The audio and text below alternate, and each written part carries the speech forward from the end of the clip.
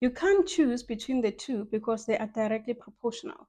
So the more you fear God, the more obedient you become. And the less you fear God, the less obedient you become. So I'm reading through Exodus 4 and I come across a passage that says God made Pharaoh's heart hardened. And I think to myself and I ask God, God, why did you make Pharaoh's heart hardened? And God says, I had to do it that way. I had to do it that way so the Israelite can see the plagues play out and see the power that I have. So when they see the power that I have and see what I'm capable of, then they will know how to fear me. And they will know and understand the power that I have. So they can trust me and rely on me and understand that I will do what I can to make sure that they have a fulfilling life. Let's talk about it. If Moses was not obedient, he was not going to even go to Egypt to help the Israelites. And same as David, if he wasn't obedient, he was not going to be able to defeat Goliath. So being obedient is just as important as fearing God, because the more we fear him, the more we are able to listen to what he's saying to us and listen to where he's sending us for our purpose, of course. Because remember, we are in this journey and in this relationship with God so we can serve him the best way we know how and the best way that he wants us to serve him. So it's important for us to be obedient and fear him as well. So what will you get out of fearing God? First things first, obedience. You will be more obedient and the Holy Spirit will speak clearly to you.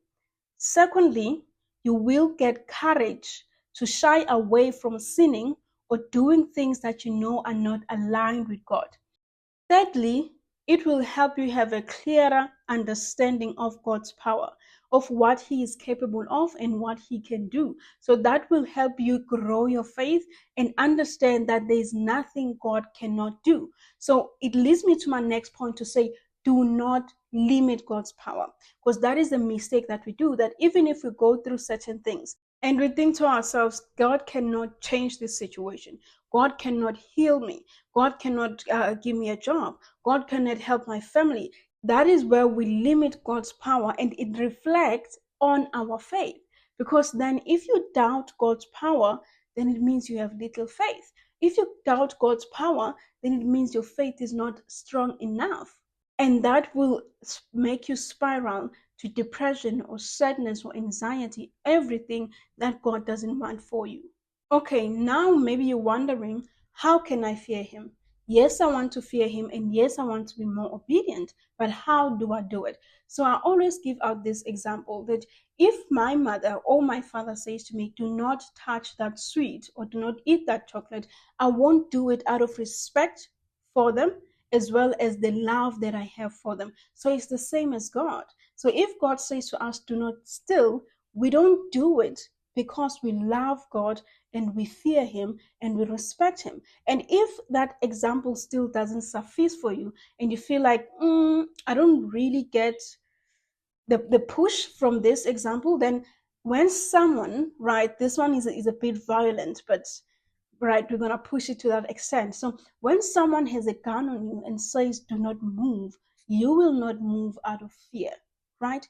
Because you are scared of what that person is capable of doing. So it's the same with God. So we don't sin or do things that we know are not aligned with him because we know what he is capable of doing, right? So from the Israelite point of view, before they moved out of Egypt, they already saw what he was capable of doing. So it was easy for them to fear God because they saw what he did with the plagues.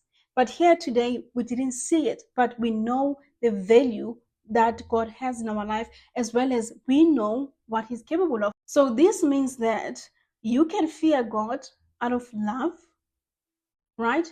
And the respect that you have for him, right? Or you can fear God because you know what he is capable of doing. So with God, you need to understand that there is no in between.